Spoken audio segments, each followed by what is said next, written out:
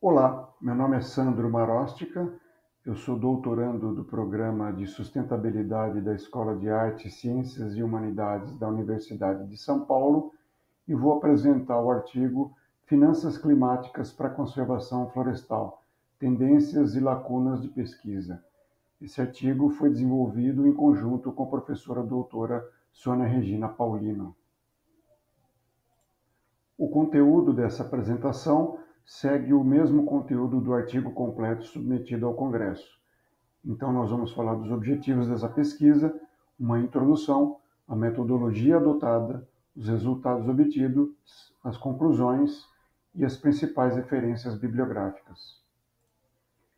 Os objetivos dessa pesquisa são sumarizar como a literatura recente aborda o tema das finanças climáticas relacionadas à conservação florestal, identificar autores e trabalhos mais relevantes, identificar temas emergentes e identificar lacunas de conhecimento e pesquisa. A introdução do nosso trabalho começa estabelecendo uma relação entre as florestas e as mudanças climáticas. Vários autores reconhecem a importância das florestas para limitar o aquecimento global. Entretanto, existem desafios. Por exemplo, como selecionar e implementar uma combinação efetiva de diferentes políticas e instrumentos regulatórios, econômicos e informativos, e como obter recursos para a conservação florestal. Sobre os recursos financeiros, a COP29 revelou uma lacuna entre compromissos financeiros de países desenvolvidos e a real necessidade de países em desenvolvimento, inclusive para a conservação florestal. A introdução do artigo também descreve a evolução da contabilização da natureza e do clima baseado na literatura acadêmica. Então, como vamos ver a seguir, essa evolução passou por 4 fases até chegar na fase presente. Cada unidade de contabilização da natureza e do clima, ela continua existindo desde a fase em que se iniciou e continua influenciando as fases seguintes. A primeira fase da contabilização da natureza e do clima pelos sistemas econômicos e financeiros começa com o Protocolo de Quioto, onde a unidade de contabilização eram os créditos de carbono. Esses créditos de carbono continuam existindo e sendo negociados até hoje e basicamente contabilizavam a quantidade de gás de efeito estufa evitados pelos projetos e iniciativas. A fase 2 se inicia com grandes projetos de conservação florestal e com um relatório chamado Economia dos Ecossistemas e Biodiversidade, ou TIB. E a unidade de contabilização nessa fase passa a ser os serviços ambientais e os projetos e programas de REDD+, que são projetos e programas de redução de emissões provenientes do desmatamento e degradação florestal. A fase 3 da contabilização da natureza e do clima se inicia com emissões do Banco de Investimento Europeu e do Banco Mundial de Green Bonds. Green Bonds são títulos de dívida negociados no mercado internacional para financiar projetos e programas de conservação ambiental e redução de gás de efeito estufa. A fase seguinte, ou fase 4, se inicia com a formação de uma parceria internacional das empresas de seguro, e a forma de contabilização da natureza e do clima nessa fase inclui os seguros indexados ao clima e natureza e os derivativos de clima. A fase seguinte de contabilização da natureza e do clima é a fase em que nos encontramos atualmente, quando surgem os dispositivos, que são um conjunto de vários instrumentos e várias unidades de contabilização da natureza e do clima, e também os fundos, onde se encontram os fundos climáticos multilaterais e os fundos nacionais. Os fundos são o tema desse trabalho, como será descrito mais adiante. A introdução desse trabalho também apresenta os fluxos financeiros climáticos para países emergentes. Como se pode observar nesse quadro, a maior parte dos recursos são provenientes de fontes públicas, como instituições financeiras de desenvolvimento multilaterais, instituições financeiras de desenvolvimento bilaterais, governos, fundos públicos e outros. Agora vamos falar da metodologia de pesquisa adotada para esse trabalho.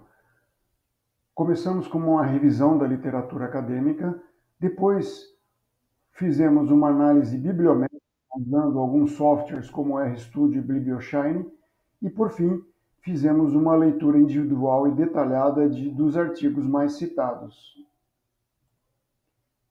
Esse quadro apresenta as etapas da revisão da literatura e análise bibliométrica.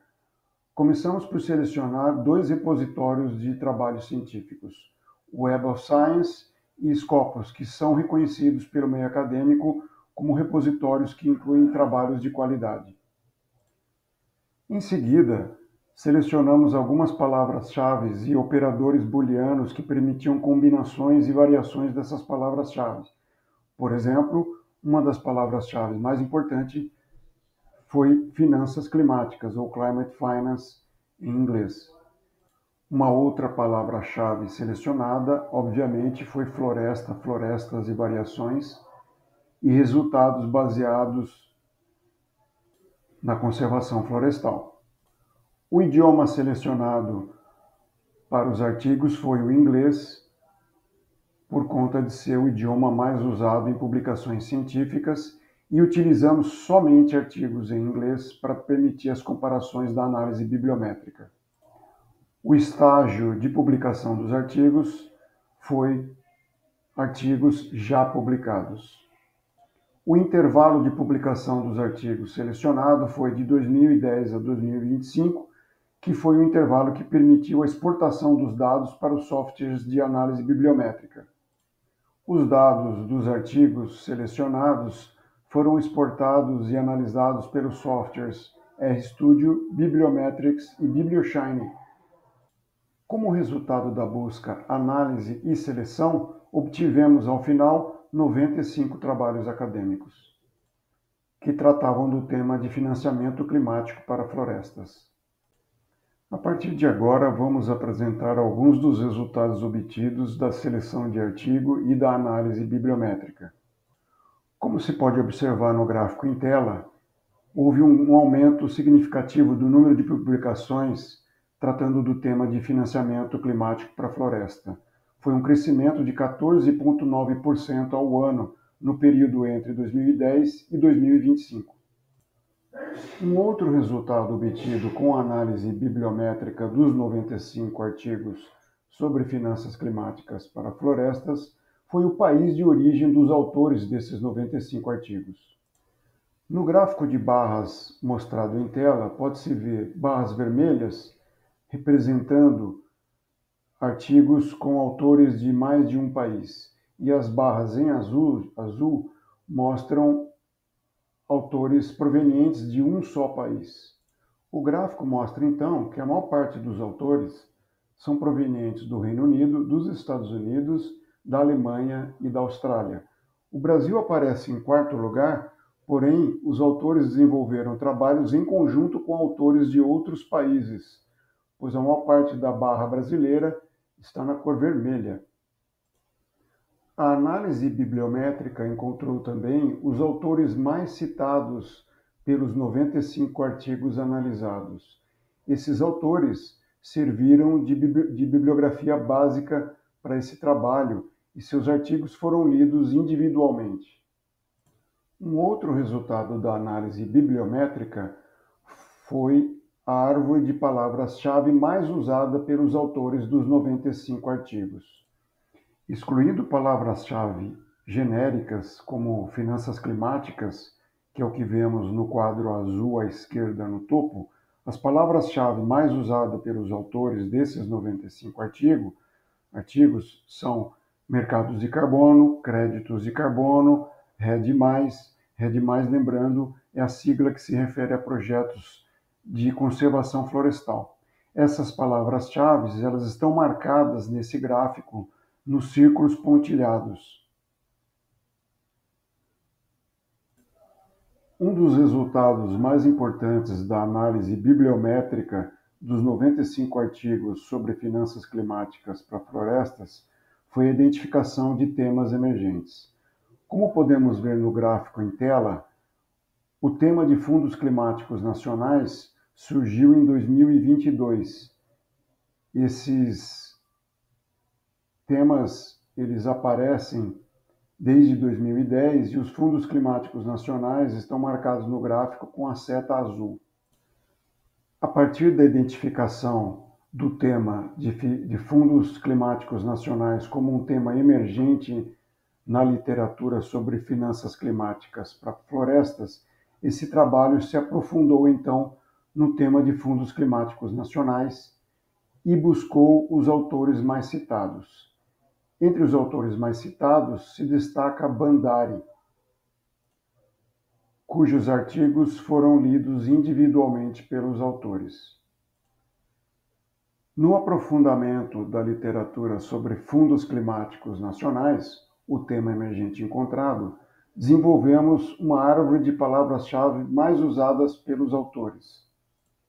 Políticas de financiamento climático e efetividade institucional foram as palavras-chave mais usadas pelos autores de artigos sobre fundos climáticos nacionais, e essas palavras-chave podem ser vistas no slide dentro desses círculos pontilhados.